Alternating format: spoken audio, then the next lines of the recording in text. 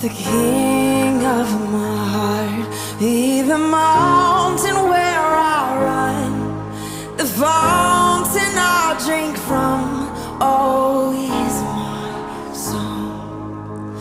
And let the king of my heart be the shadow where I hide, the ransom for my life. Oh, he's my song. Yes, you are good, you're good. Oh, you are good, you're good. Oh, you are good, you're good. Oh, you are good, you're good.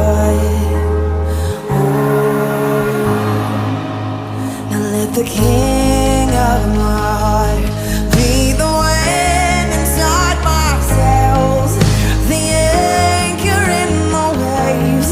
Oh, he's my song.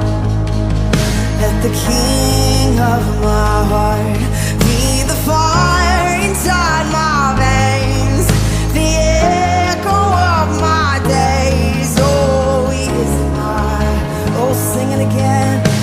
The king of my heart be the wind inside my sails, the anchor in the waves.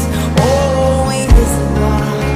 Oh, I know that the king of my heart be the fire inside my veins, the echo of my days.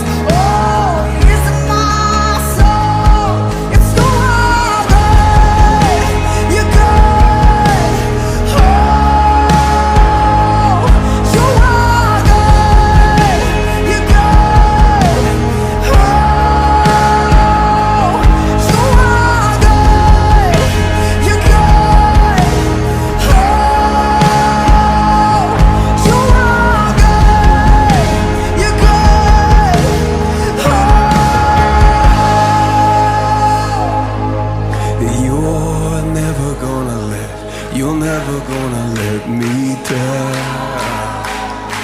and you're never gonna let me down.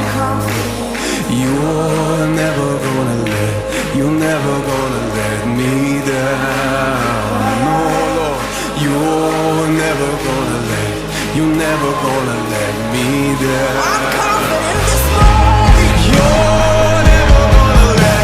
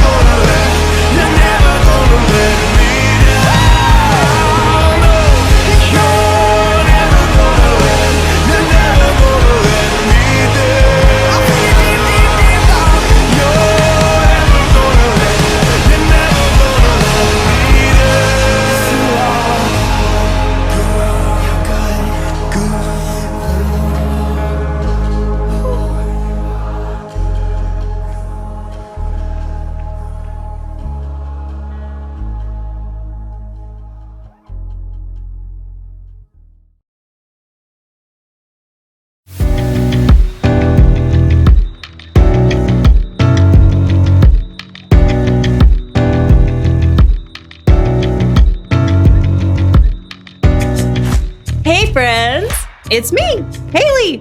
Have you ever wanted to be famous? Like maybe the lead singer of a rock band? Hello, Cleveland! Woo! Or maybe you fancy yourself the lead guitarist. Can you picture it? A huge crowd of people watching you, cheering for you, chanting, Haley, Haley, Haley! Or, whatever your name is. That would be amazing! But, you know what?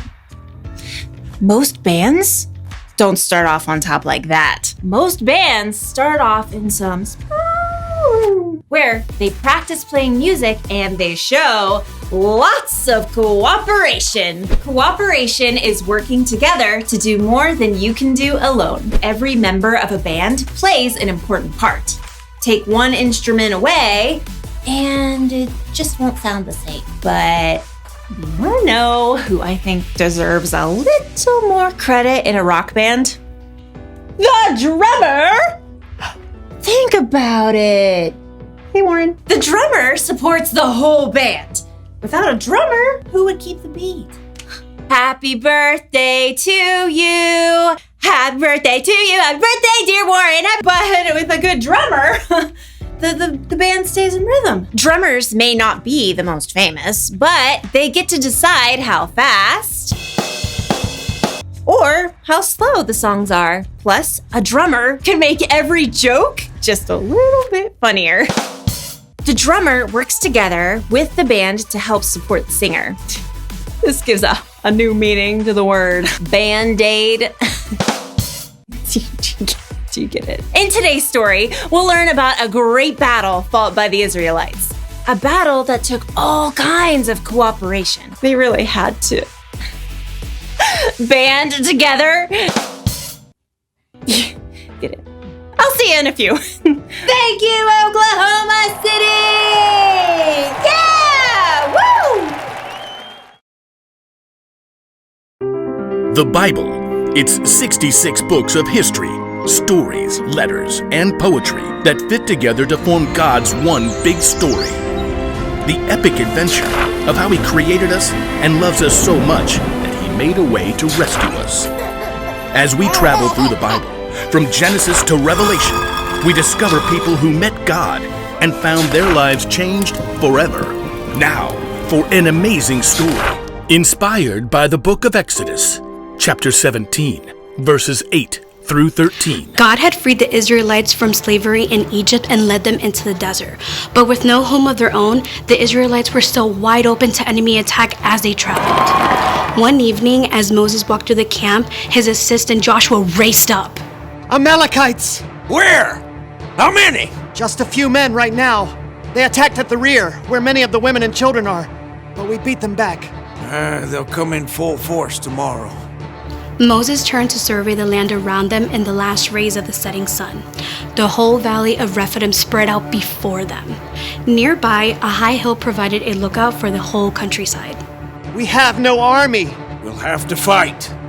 You choose our best men and get ready for battle in the morning. Will you come with us? No, Moses pointed at the hilltop. I'll climb up there and hold up the walking stick that God gave me. Both men looked at the sturdy staff in Moses' hand. It was no ordinary stick. Moses had lifted the staff when God had parted the water of the Red Sea so the Israelites could escape. Yes, sir. I'll call the men. In the great chill before dawn, Joshua and his group of inexperienced fighters prepared for battle against the Amalekites. I've never held a sword. God has saved us many times. He can do it again. As the ragtag army gathered at one end of the valley, Moses climbed the hill with his brother Aaron and his friend Hur. So, Moses, what's the plan? Yeah, those Amalekites got some mean fighters. We'll call on God. As the three men crested the hill, they turned to look back. The rising sun flooded the valley. They could see Joshua and the Israelites just below. At the far end of the valley, a vast swarm of Amalekites rushed forward. Oh, more Amalekites than bees in a hive. Within minutes, the two groups clashed. It was clear from the very beginning that the Amalekites had the upper hand. They'll wipe us out in no time. Wait. At the very crest of the hill, Moses grabbed his staff and raised both hands high in the air. Our God is stronger than any enemy. In a short time, the tide seemed to turn. Well, what do you know? Joshua's pushing them back. The Israelites steadily beat back the Amalekite army. But as the sun rose and the heat increased, Moses' arms grew tired. Little by little, his arms sank down. Uh-oh. The Amalekites have busted through our line right there. We were doing so well. God, help us. With an effort, Moses lifted his hands high again. Joshua had formed a strong band of fighters, and once again, the Israelites surged forward. Moses lowered his arms to stretch. Ah, my back! What just happened? Joshua had them. Moses stepped forward to see, raising his hands high again. Aaron turned to stare at his brother. It's your hands. When your hands are raised up toward God, we're winning. Yeah, and when you drop them, those fool Amalekites start to win. Yes, but I can't do this all day. Moses' arms began to shake. Hold it one more minute. I got a rock-solid plan. Aaron? Together, Aaron and Hur rolled a huge stone to the place where Moses stood. Now, you set yourself right down, Mo. Carefully, Moses lowered himself onto the rock, fighting to keep his hands high in the air. My arms! We got it, brother. Aaron and Hur each stood on one side of Moses and held up a hand. Whew! For the rest of the day, Aaron and Hur stood right beside Moses, keeping his hands steady. By sunset, Joshua and the Israelites completely defeated the Amalekites. Look at him run! The Amalekites had been defeated by God's power, but it was only by working together with his friends that Moses had been able to keep his hands lifted high all day.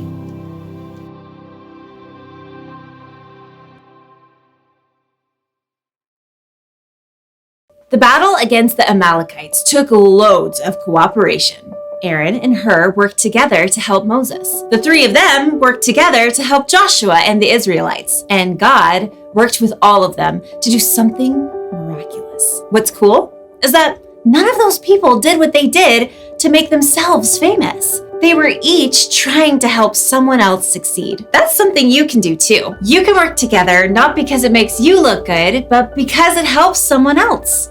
After all, life isn't always all about you. You could work with a friend on their homework, even when it's not your grade. You could help your brother or sister clean up their room, even though you didn't make the mess. If a friend is involved in a sport that you don't play, you can help make signs or posters to cheer them on. Jesus once said, "In everything, do to others what you would want them to do to you." In other words, you should treat others the way you want to be treated. Here's one way you can do that today. Work together to help someone succeed. Working together for unselfish reasons is a great way to show someone you love them. What are you waiting for? Go get the band together and hop on the cooperation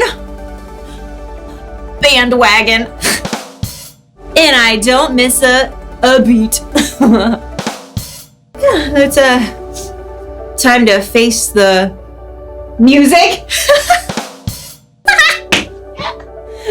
Wait. See if you can drum up some support. No, drum up some support. No, okay, no support for that one. Thanks, Warren. I'll see you next time.